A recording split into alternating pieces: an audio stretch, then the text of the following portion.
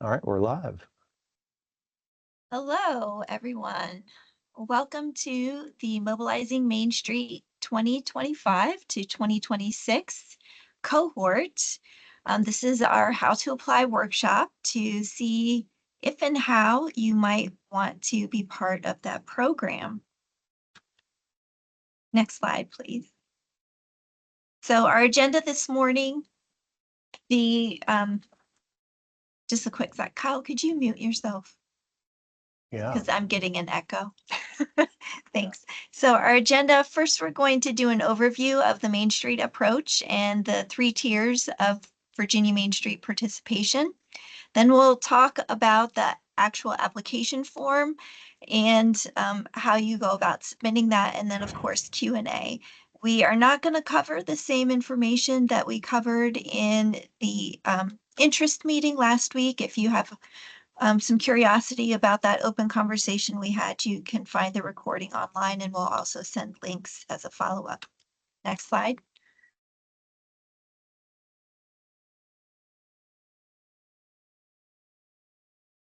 Next slide.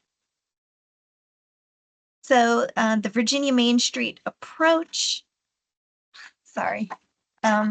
For those of you who attended the interest meeting last week, this might be a little bit redundant, but we'll take a few quick moments to review the Main Street approach and how it's structured in Virginia. So please do look at that recording for more detailed information, and that's going to be at dhcd.virginia.gov/Virginia Main Street.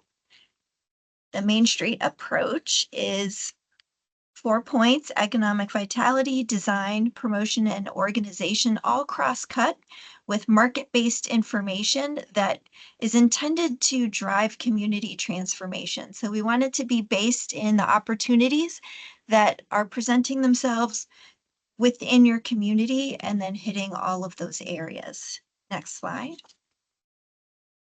So there are 3 tiers to participation in Virginia Main Street. The easiest to access tier, Exploring Main Street. Most of you on the call, I think you are probably participating in Exploring. And if you're not, you should at least start there.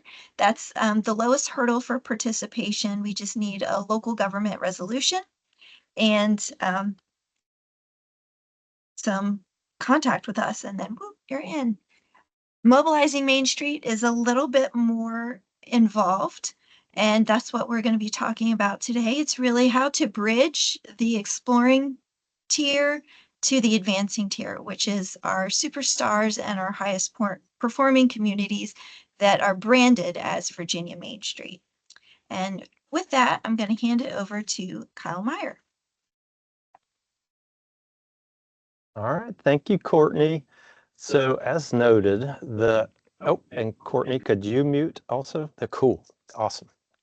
So as noted, the Mobilizing Main Street tier provides the framework for targeted organizational development support to exploring Main Street communities interested in pursuing advancing Virginia Main Street designation. Mobilizing is a 2-year capacity building program and a requirement for AVMS, or that Advancing Main Street designation. So next slide, please.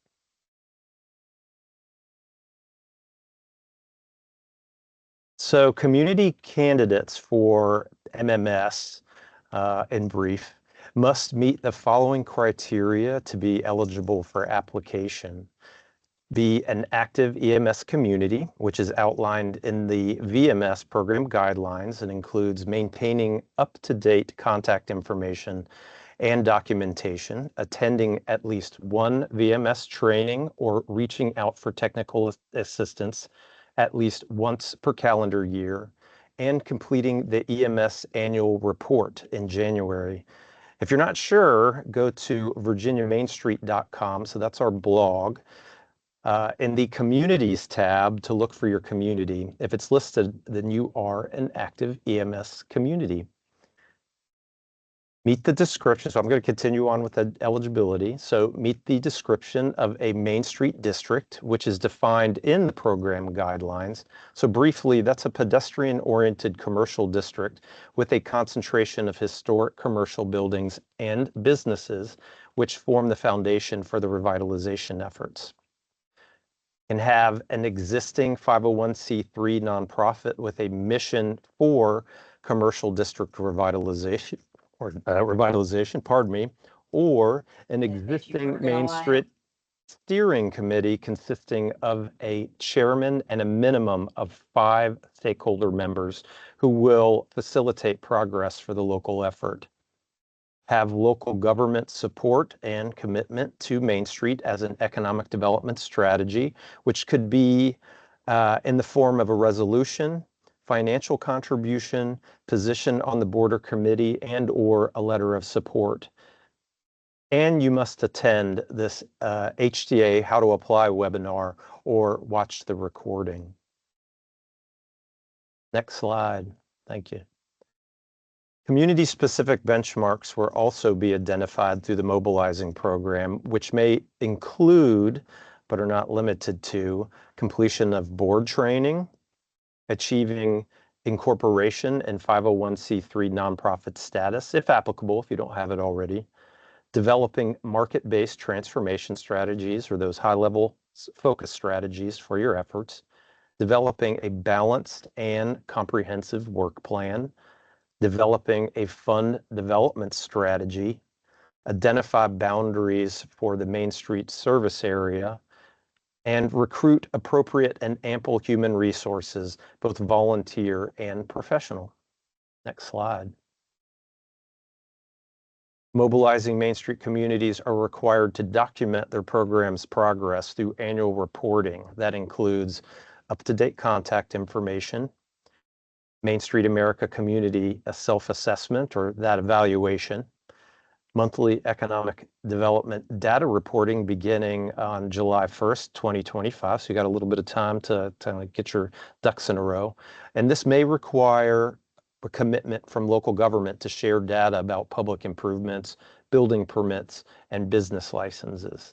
And then current downtown revitalization work plan, if applicable. Next slide.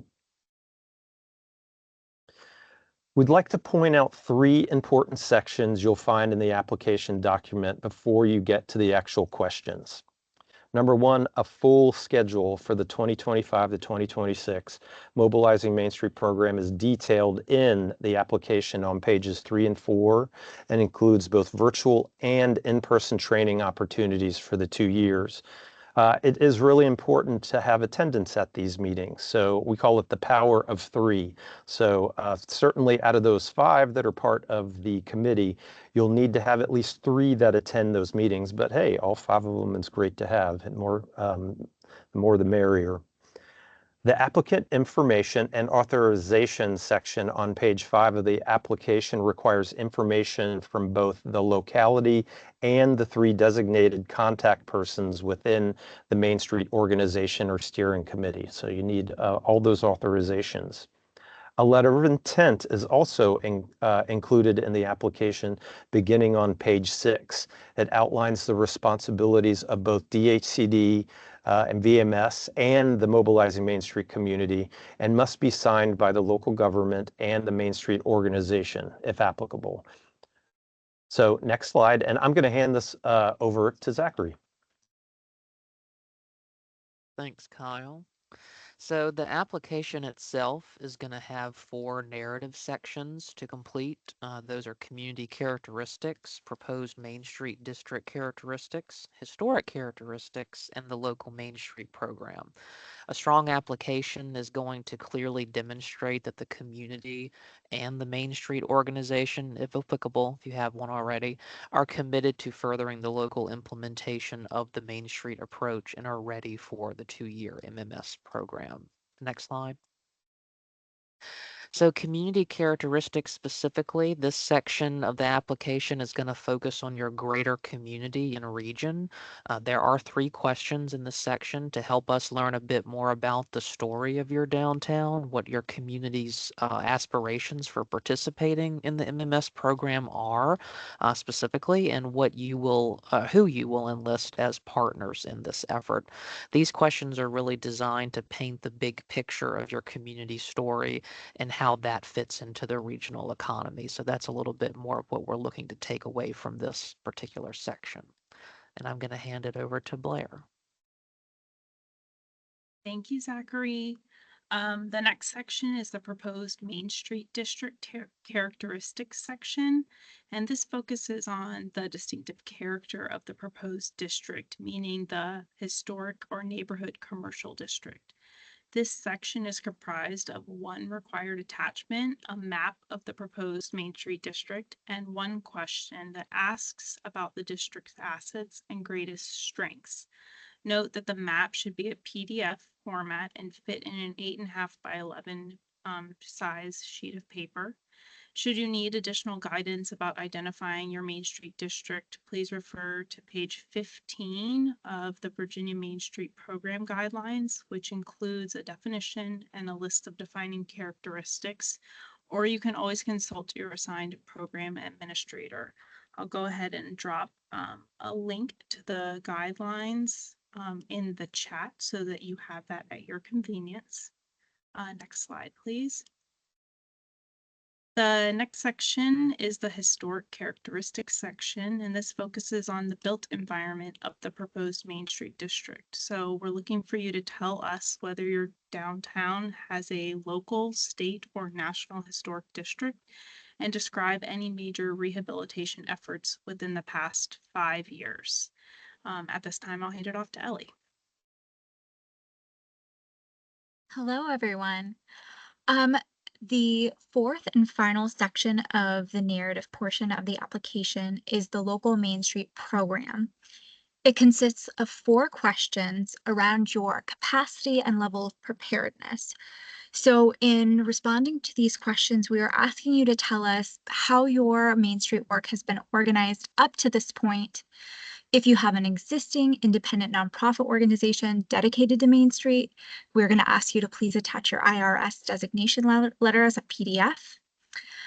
Please share with us a list of current board members or steering committee members. And finally, share what revitalization activities have occurred in the past 3 years.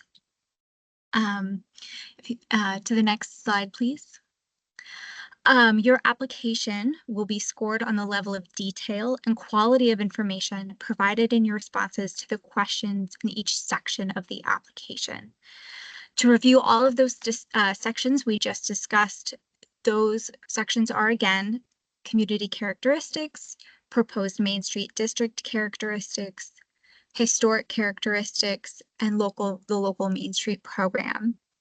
And as you can see in the scoring rubric, the portion of the application that focuses on the local Main Street program has a stronger weight on your overall score, as your preparedness and dedication are absolutely essential to your success in the Main Street program, Mobilizing Main Street program.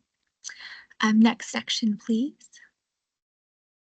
So to submit your application, we are opening those the portal to submit on September 6th.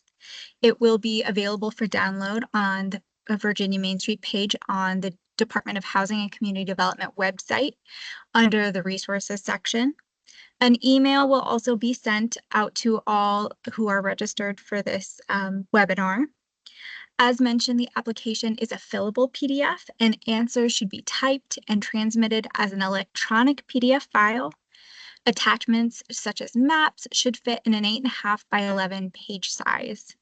Applications must be submitted by 11:59 p.m. on Friday, November 8th via email to mainstreet@dhcd.virginia.gov with the subject line including your community's name and the Mobilizing Main Street application.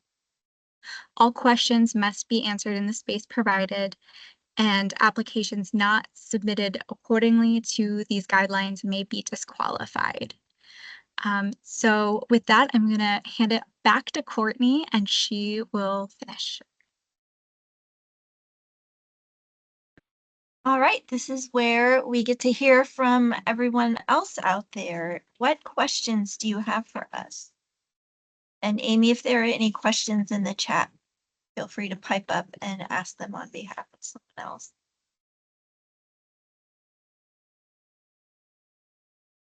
If you're all feeling shy today, that's okay.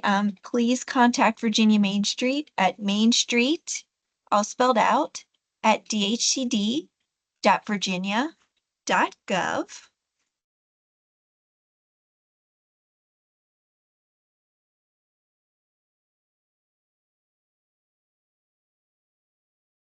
Okay, Alan Waters, what is your question? You can take yourself off mute.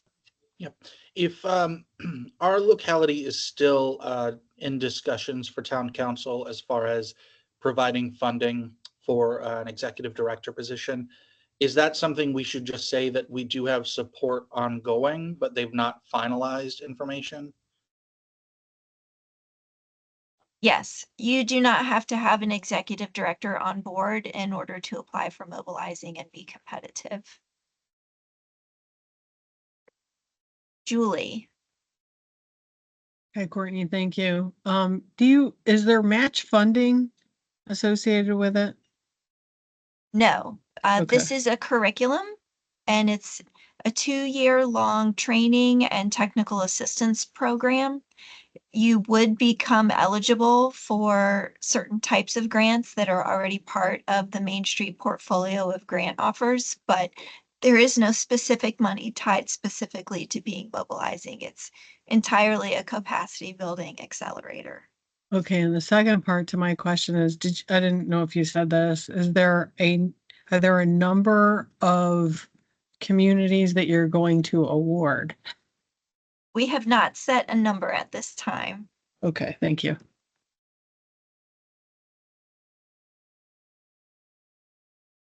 Any other questions? Alan, you have another one?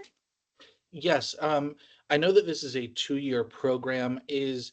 Are applications accepted only every other 2 years, or is that on a rolling basis? It's every 2 years and it is not on a rolling basis. And for those of you who didn't see in the chat, Kyle mentioned that there were 10 communities in the previous cohort of mobilizing, and I don't think we would ever go over 10. So you can see 10 as an upper limit, but depending on the resources that we have available, it may be as low as 5.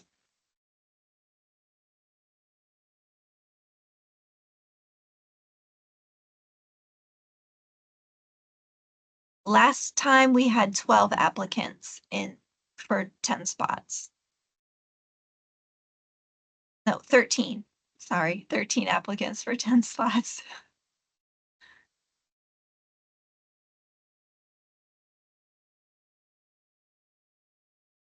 And the regions that they came from, I think, will be different this time around. So it was much more competitive to get in the program if you were in Southwest Virginia.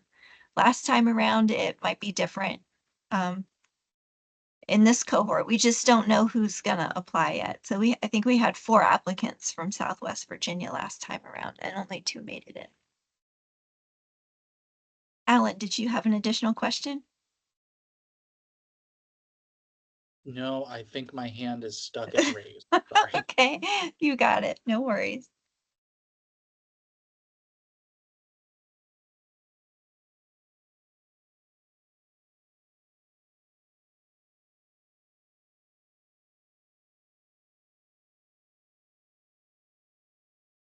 We did have a Okay. question come in from Christiansburg that says, in terms of responsibility, what would be ours versus the town? And do you have suggestions on how the orgs can work together? Well, that's a great question. I think this is actually a great learning lab to work those kinds of things out.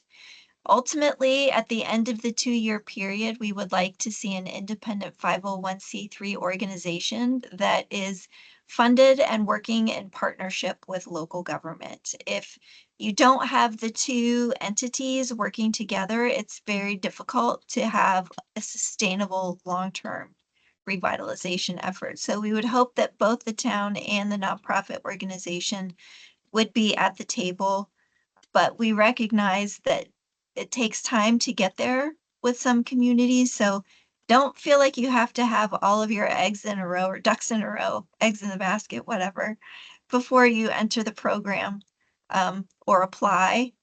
It's competitive, so there might be somebody who's further along, but don't sell yourself short. And I know the folks in Christiansburg have already been working very hard up until now, so feel free to reach out to us if you have specific questions. While you're filling out your application, each region in Virginia does have a designated program administrator. So for Christiansburg, that would be Amy Guzelitis. And in our next slide, which you can go ahead and advance to the next slide, even while we're taking questions, this gives you a sense of who you should be reaching out to. So if you're in Southwest, and that's really from Roanoke down to Bristol and into Lee County, Amy would be your person.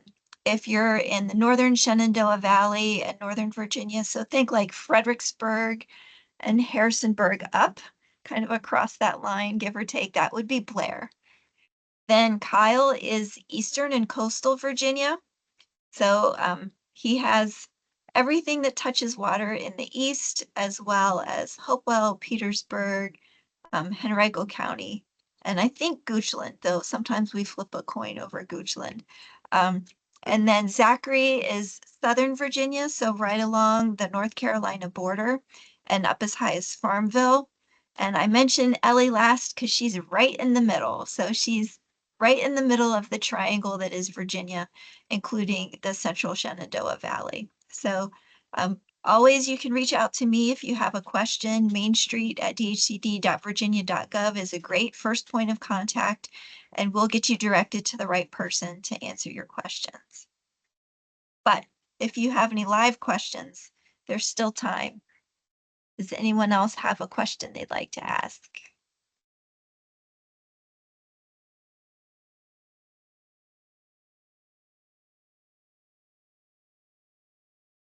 Oh, we'll fix that, Kyle. So Kyle's last name has 2 E's, just in case you're wondering. That was probably me. There will be a, if you go to dhcd.virginia.gov/VMS, there is a list of resources that have all the links. We haven't posted the application yet. I think that's going to go live on Friday, and we'll have a follow-up email that will go out to everybody who attended today's call and those who registered but did not attend. So there will be resources on the website, but we'll also chase you down by email if you're here today. Make sure that you get the link to the application.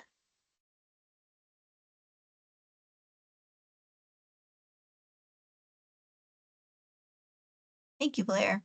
Blair just put the link in the chat. All right, well, without further ado, we thank everyone for their time today. We'll also get you some links to the interest meeting where we had a little bit more banter about who's interested. So if you did not attend that, you want to see who your competition is, there are some people that you can look to on that recording as well.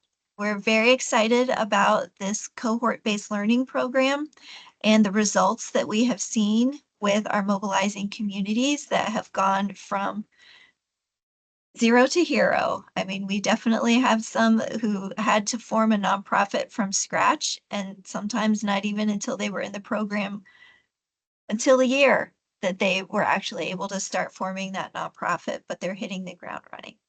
So we do encourage you to look into it, reach out to your PA, and have an excellent day in Virginia. Bye-bye.